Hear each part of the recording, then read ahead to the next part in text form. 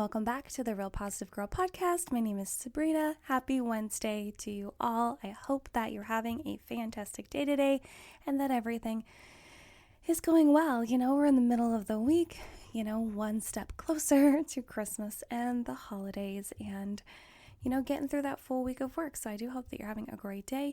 Just a reminder that this week we are talking about why you're not motivated. And today, Wednesday, we're going to specifically talk about you reward yourself too often.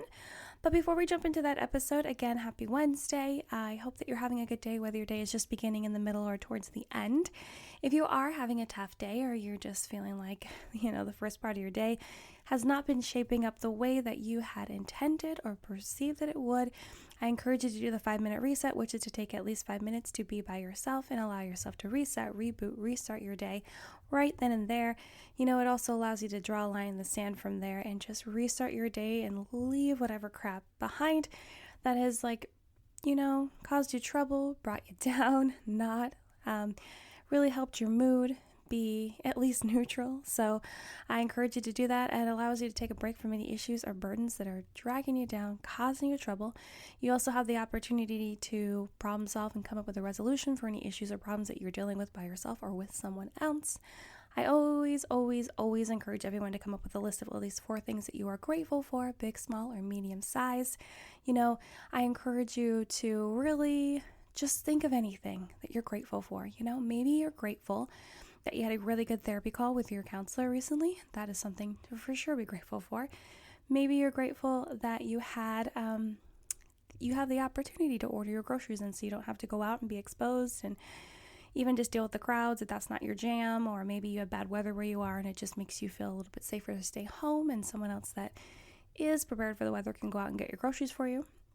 Maybe you're really grateful that the weather has started turning more wintry, like snow and just that cold, crisp air. That is something that we're hoping for here in Washington State. My husband talks about it every single day. He just wants snow for Christmas, but that's generally what a lot of people here want for Christmas, because we don't really get snow that regularly, at least not on the west side of the state.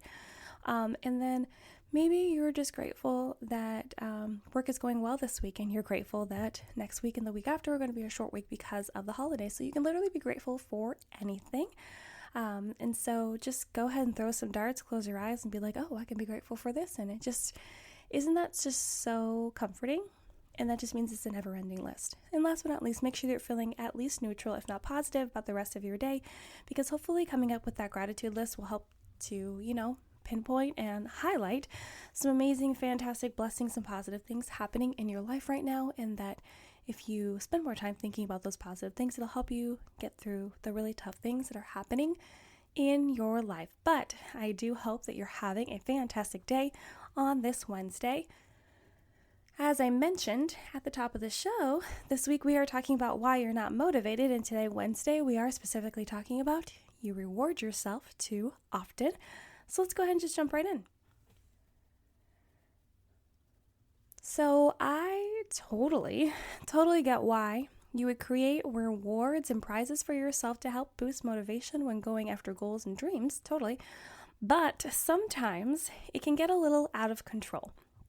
I just think sometimes people take it too far, and I feel like, this is going to be an episode where maybe you don't agree with what I have to say, and that's totally fine. It's fine. I'm just here to give tips and advice based upon research and my own personal experience, and I definitely want you to know that, not all tips and advice are going to work for everyone, and maybe you disagree, and that's fine, but I'm really just here to offer a different perspective. And maybe you can try it, maybe you don't want to, maybe your way of doing things is working right now for you. That's totally fine. Maybe you'll round back to it at another time. But hey, I'm just here to share and help as much as I can. So yeah, I just think that sometimes it's taken too far. And one of the reasons that people, use rewards for getting stuff done is because it creates in the brain a link between pleasure and accomplishments. It's like you take a step, and it's like when you're training your dog. I know I am not trying to diss on anyone, just so you know, but it is like when you're training your dog, you're like, okay, well, you teach them to do something and then you give them a treat, and then you teach them to do something and you give them a treat, and you continually positively reinforce them with those treats so that they will associate doing that thing with getting a treat, and then you wean them off the treats. However, I do feel like that sometimes we don't ever wean ourselves off of the treats. Yeah, and so I understand that it creates that link in the brain, pleasure and accomplishes, but I believe there can be a burnout experience in that if we aren't careful. I truly believe. And just want to let you know that this episode is just going to be a little bit more of just like a casual chit chat, not as long as the others, because it's not really one that needs a bunch of structure. It's just really sharing that I think that we all need to kind of shift the way we think about using rewards in conjunction with our motivation. So plus there's also the issue with spending extra money that we don't necessarily have. And some may argue that rewards don't have to cost money. Maybe you're just like, your reward is to watch extra Netflix or YouTube or take a bath or be able to spend extra time reading a book or whatever it may be. But I feel like free rewards will only carry you so far and you're still stuck in the end, right?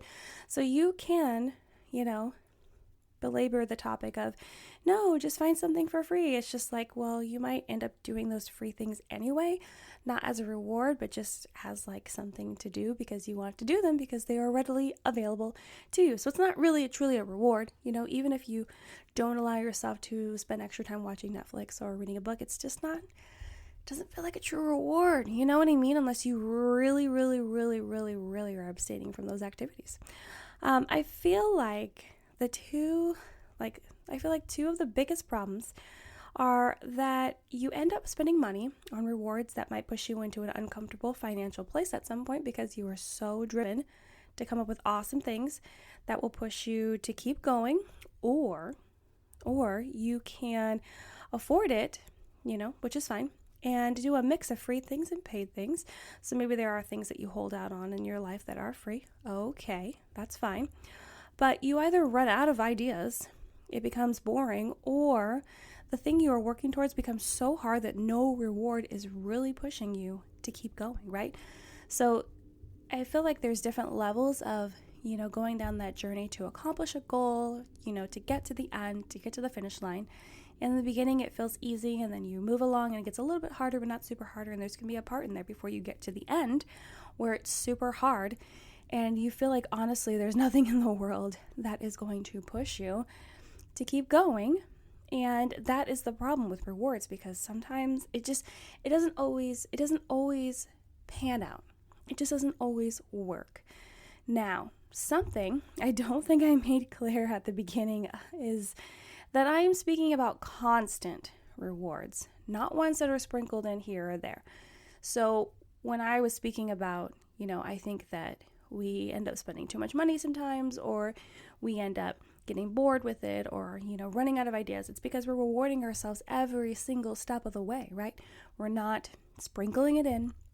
We're not putting limitations on it at all. We're just literally doing it. It's kind of like having a bag of treats for a dog and you're just exhausting the whole bag and then having a backup or 2 or 3 or 5 in the pantry until that no longer becomes something that they're interested in, right? So that's what I wanted to very much clarify, because I realized that when I was writing my notes, I was like, I think they're going to think that I don't believe in rewards at all. That's not true. I just don't believe in constant rewards. It just doesn't work. And honestly, some rewards just don't work for people at all whatsoever. Like today I was talking to my daughter about how when we were trying to potty train her, when she was like 2.5, I think, we could not bribe her for anything. We could not bribe her. I think we bribed her with money, which is kind of dumb to do to a toddler because they don't care. But candy didn't work. Toys didn't work. Like nothing worked. There was nothing that we could offer her that would encourage her to like sit on the potty or use the potty. Like she just had to do it on her own. And sometimes that can be real life for an adult. No matter the rewards, maybe they work in the beginning, but they can like wane off over time. It gets boring. It's just not as exciting, or the thing that they are going after is just so hard that offering yourself that amazing reward, even if it was going to be something super expensive, like, I don't know, some expensive handbag or a new phone or whatever it is, even then it's still like, oh, but is it worth all this effort to go through to get that thing? Well, I feel good about it.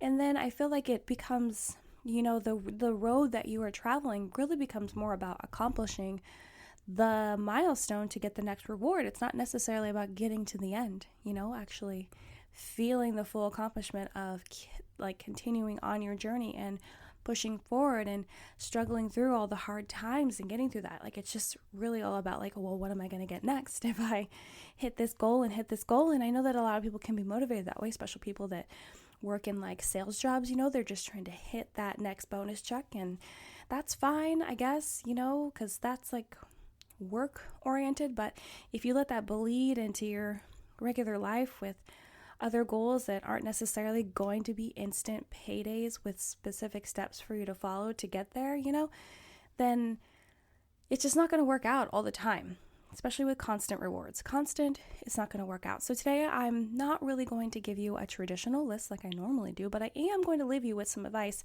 on how to use rewards for motivation in the ways I think will assist you best in your goals. So first, try to start out with no rewards, like none, zero. The beginning of any journey should be exciting on its own, so rewards shouldn't be needed yet. Like if you're starting out on a fitness journey and you're telling yourself, and I'm just reflecting back on the times where I was training for like a half marathon, and I created a reward system for myself because it did help me to, keep going. But I will admit that once I got to like, I don't know, probably 3/4 through the list of rewards, it became really hard because honestly, even like trying to convince myself to start running 12, 13 miles to actually like practice running the full distance, it was still like, I'm not sure this is worth a new pair of running shoes. It became really hard, right? So I just encourage you that usually at the beginning of a journey, it's really exciting because you're starting something new. You're really excited about hitting your goal, accomplishing it, going down the whole thing, feeling proud of yourself. So you really shouldn't need any rewards in the beginning. You should just like start off running with the excitement and the feeling of being proud that you started going after that goal and wanting to hit that accomplishment. So you should really I just encourage you to start with no rewards and then start sprinkling them in when things become harder and you need a little extra push, especially if you haven't really set in on like good healthy habits for that goal and tapping into discipline if you haven't like practiced using actual discipline. So next, don't use rewards constantly.